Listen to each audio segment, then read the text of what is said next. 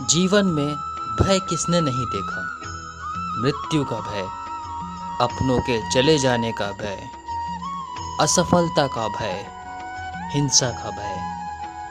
हम जानते हैं कि इस भय या डर के कारण हमारी बुद्धि विनाश की ओर चली जाती है।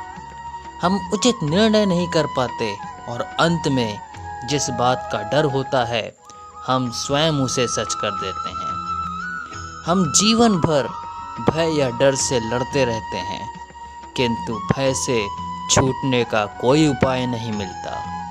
किंतु क्या हमने डर के विषय में विचार किया है? डर वास्तव में है क्या?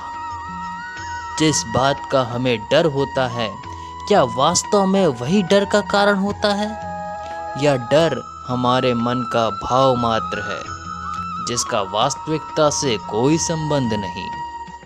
डर सदा ही भविष्य से लगता है और भविष्य में कुछ अनुचित या अघटित ना हो जाए, जीवन का स्वरूप कहीं बिगड़ ना जाए, यही होता है ना डर।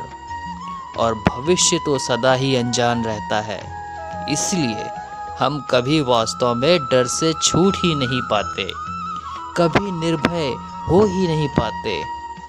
भय हमारे अज्ञान का परिणाम है, क्या यह सच नहीं? गहराई से विचार करने पर हम तुरंत ही जान पाएंगे कि हम जिस अघटित या अनुचित की चिंता में रहते हैं वैसा हमेशा तो होता ही नहीं। भविष्य का क्रम तो हमारे डर से अनजान अपने मार्ग पर चलता रहता है।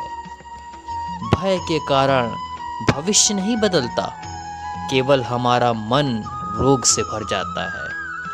किंतु हमारा मन यदि स्वस्थ रहे, हृदय यदि स्थिर रहे, तो हम संकट को पराजित कर सकते हैं और जीने का सुख प्राप्त कर सकते हैं। भयभीत मन सुख मिलने पर भी भोग नहीं सकता।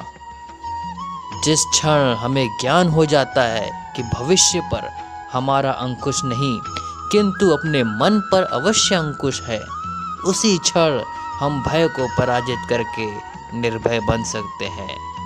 केवल इतना ही ज्ञान आवश्यक है कि भय किसी परिस्थिति का नाम नहीं, हमारी मनोस्थिति का नाम है। मन की दृष्टि में परिवर्तन करने से हम निर्भय हो जाते हैं। तो आज की बातों पर विचार कीजिए और आने वाले कल की प्रतीक्षा कीजिए।